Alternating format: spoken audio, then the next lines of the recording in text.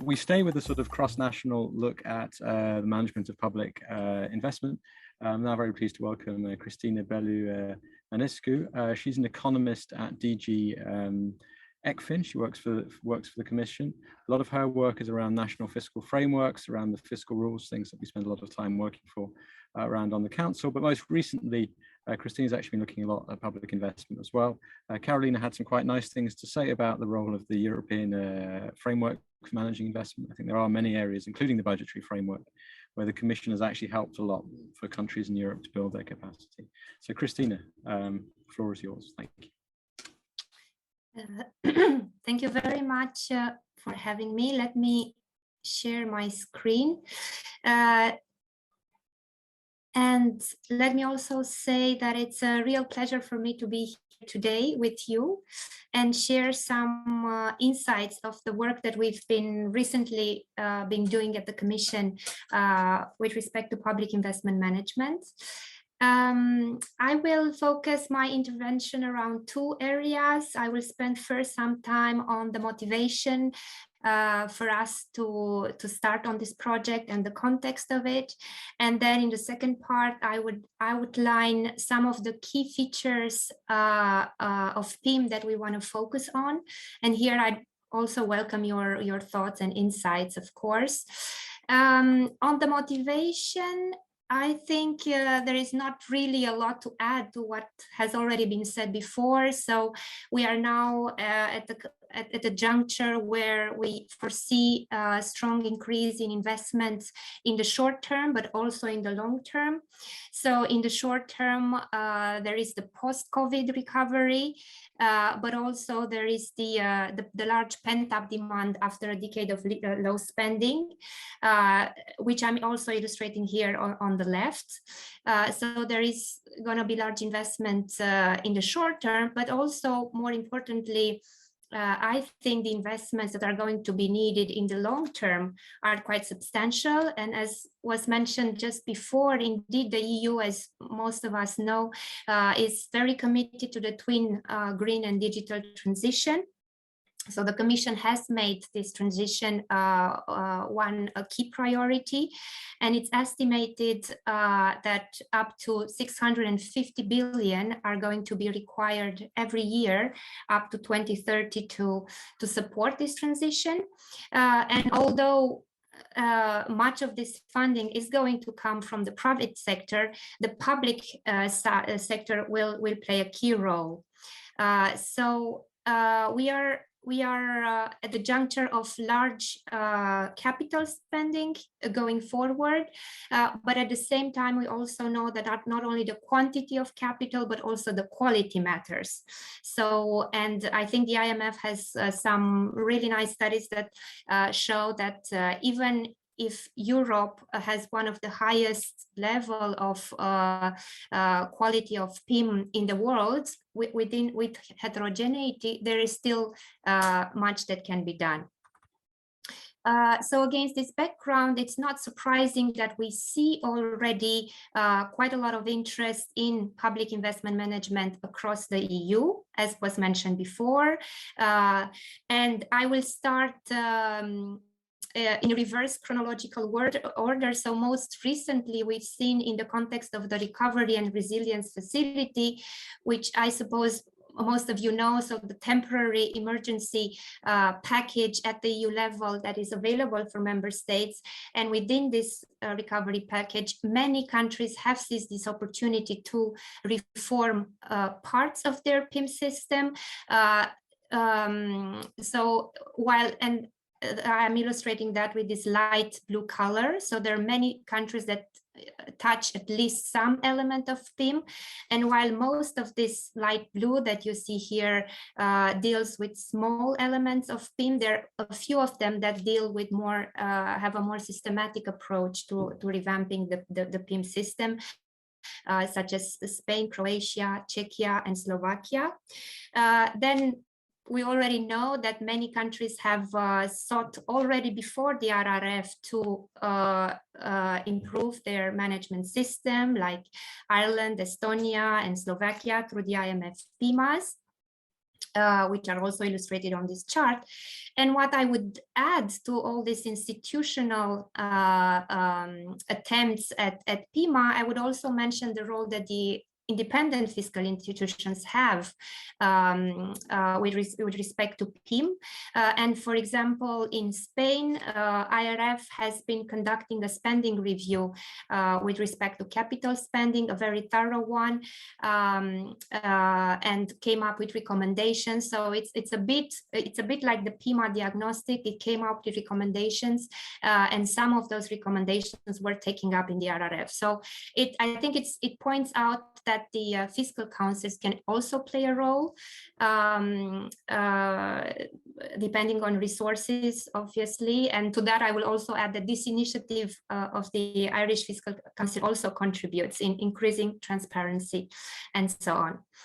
So against this background, we at the European Commission thought that there is an opportunity to use the platform that we have to support the implementation of good PIM practices by raising awareness among member states, by learning from each other. And here I would also second what Carolina said, that also in our analysis, Ireland comes out with good practices in many dimensions, and we've been using this example in our exchanges at the committee levels to move the conversation forward.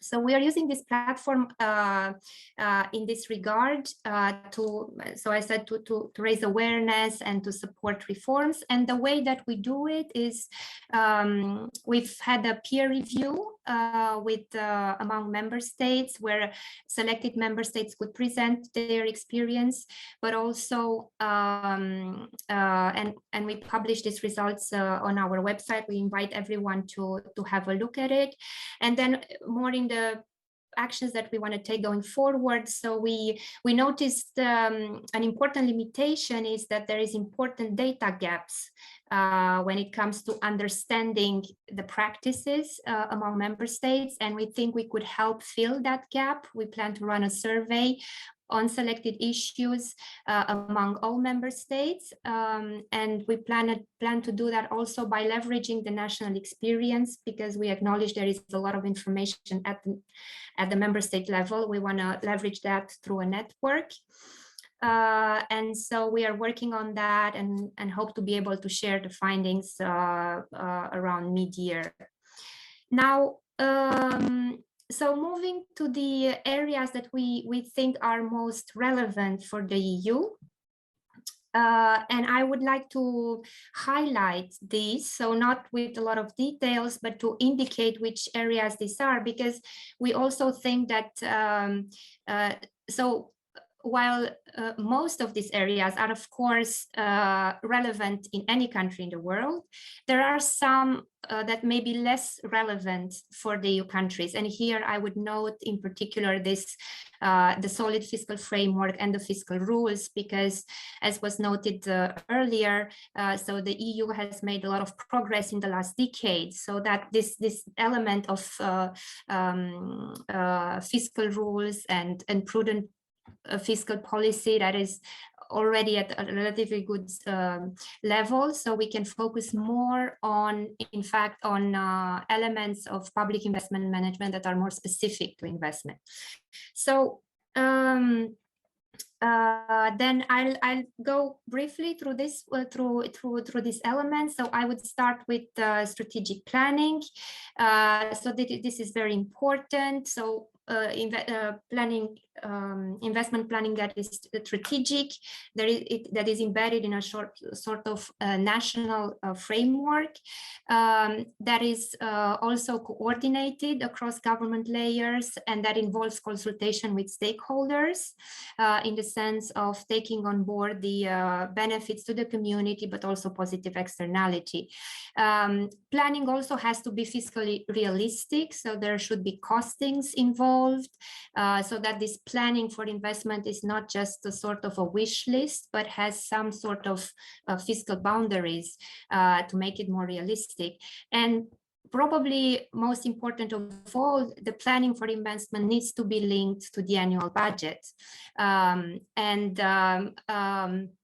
In the EU, we observe that while most of the countries have some sort of planning for investment in place, so with various degrees of specificity, I think what we can say based on the available and patchy data is that the element that is most limiting is the link to the annual budget. So where the strategic, meaning that when the decisions in the budget are made, are they really linked to a strategic document?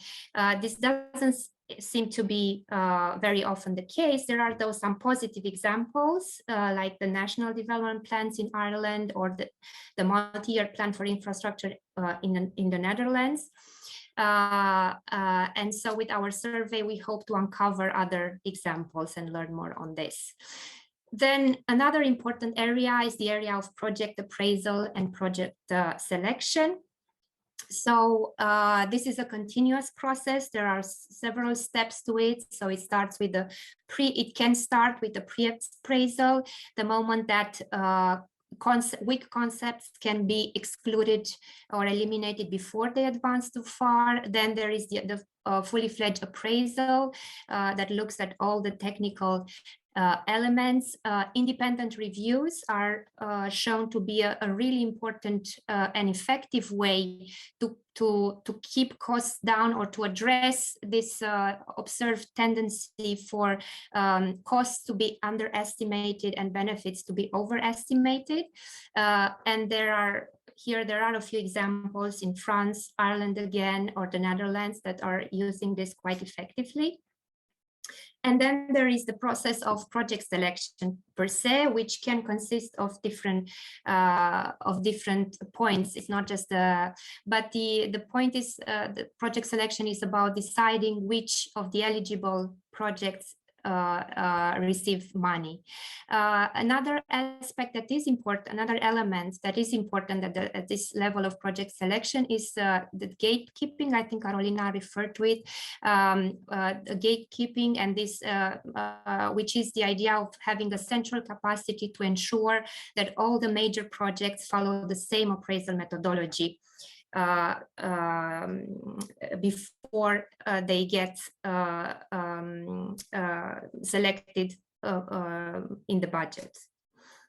Then once the budgetary decision has been made for a project, it is important to ensure that the capital is available over the lifetime of the project. And this seems to be a rather weak point in the EU.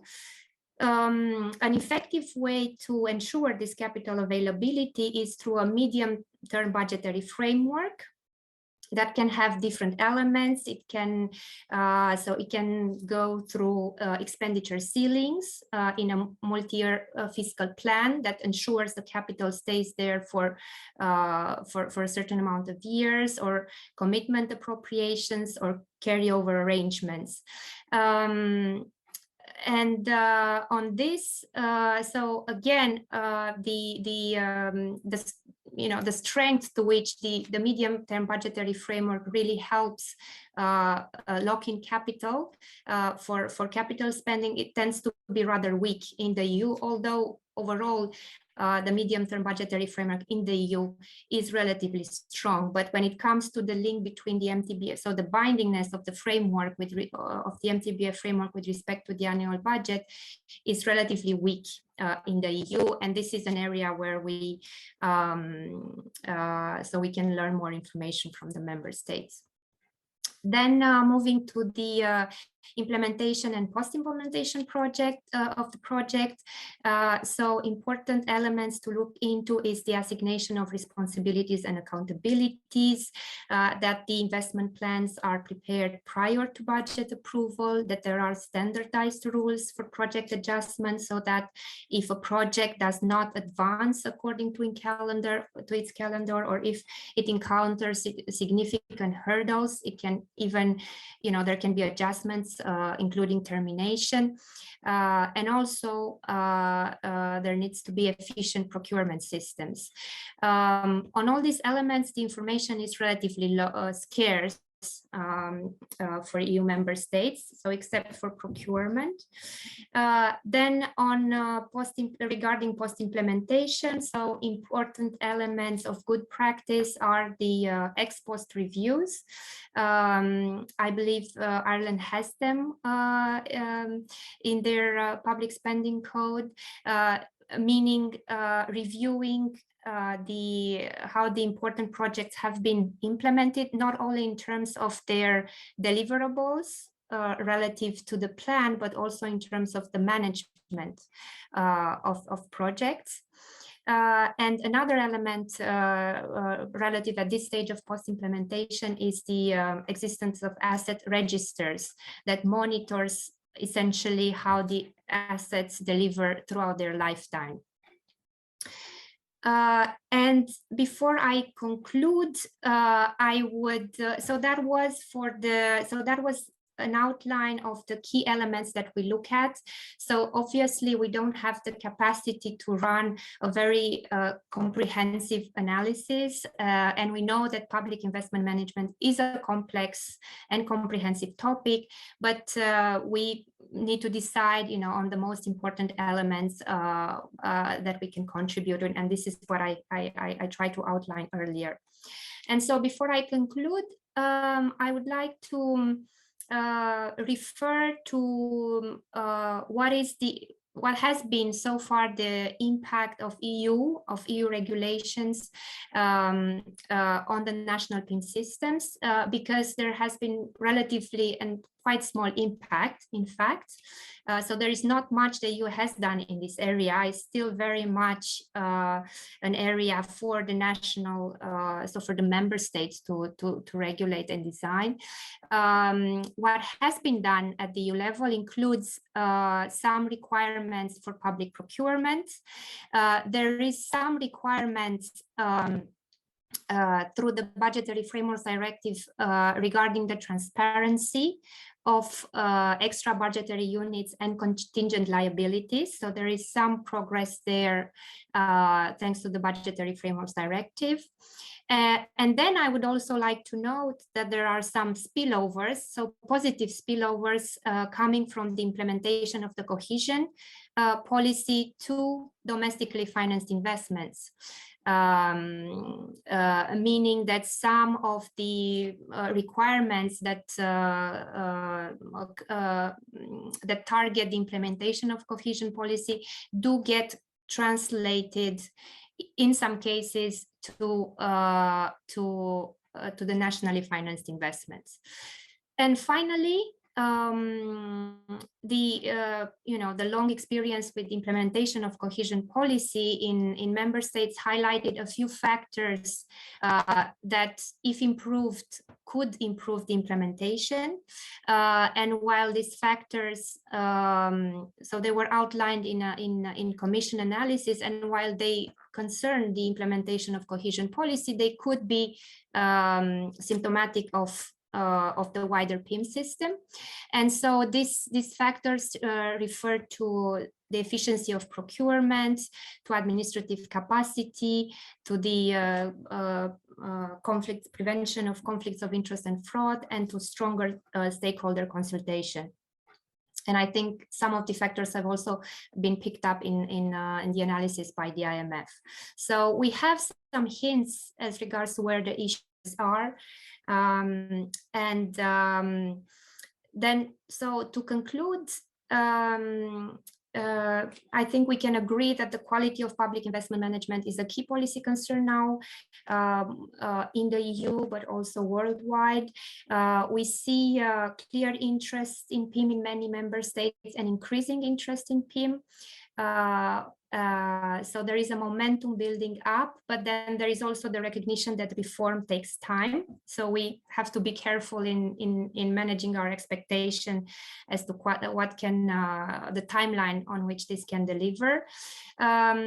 So as far as the Commission contribution, so we think we can contribute in filling some of the data gaps, and maintaining this conversation and supporting member states through the channels that we have with pushing in this direction. And finally, I would also mention that there is the technical support for FIM reforms that is available from the Commission through the technical support instrument. And that this is the colleagues in DG Reform that are dealing with that. So I would leave it there, and thank you for your attention and looking forward to the discussion.